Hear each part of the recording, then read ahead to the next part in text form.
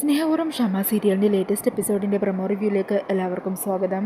അങ്ങനെ ജയന്തിയെ കുപ്പിയിലാക്കാനായിട്ട് ഐശ്വര്യ ഒരു വില കൂടിയ നെക്ലസുമായിട്ട് ജയന്തിൻ്റെ മുമ്പിലെത്തുവാണ്. അത് ജയന്തിക്ക് സമ്മാനമായിട്ട് കൊടുക്കുവാണ് കേട്ടോ.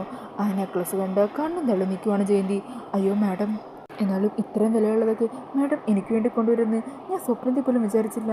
എനിക്ക് സന്തോഷമായി മാഡം. ഇതിലെല്ലാം പകരം ഞാൻ മാഡത്തിന് എന്താ ചെയ്യേണ്ടത്? അന്നേരം ഐശ്വര്യ പറയണേ, ഈ ചോദ്യം എനിക്കിഷ്ടപ്പെട്ടു. നീ എനിക്ക് വേണ്ടി ഒരു കാര്യം ചെയ്യണം. ഈ മരുന്ന് കണ്ടോ, ഈ മരുന്ന് നീ രാധികക്കുള്ള പാലിലോ ജ്യൂസിലോ എന്തിലാന്ന് വെച്ചാൽ കലക്കി അവൾക്കങ്ങ് കൊടുക്കണം. അല്ല മാഡം, ഇതെന്ത് മരുന്നാ? അതൊക്കെയുണ്ട്. തൽക്കാലം നീ ഇപ്പോൾ ആവശ്യമില്ലാത്ത കാര്യമൊന്നും അന്വേഷിക്കണ്ട.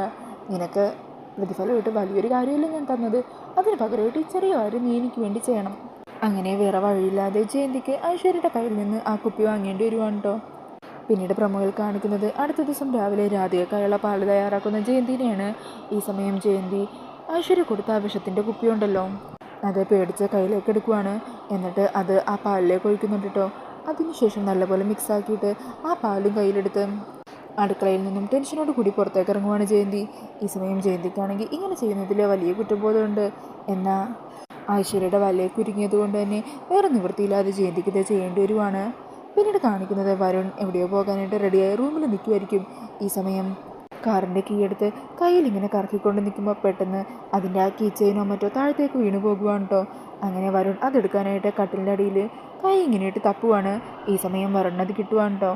അങ്ങനെ അതും എടുത്ത് കൈ തുറന്ന് നോക്കുമ്പോൾ വരുണിൻ്റെ കയ്യിൽ ആ കീ ചെയിൻ്റെ ഒപ്പം താലിയുടെ പീസും ഉണ്ടാകും. അങ്ങനെ താലി കണ്ട് വിശ്വസിക്കാനാവാതെ അതിലേക്ക് തന്നെ നോക്കി നിൽക്കുവാണ് വരുൺ. പിന്നീട് പ്രമോയിൽ കാണിക്കുന്നത് അമ്പലത്തിലേക്ക് പോയിട്ട് തിരിച്ചു വരുന്ന രാധികനെയാണ്.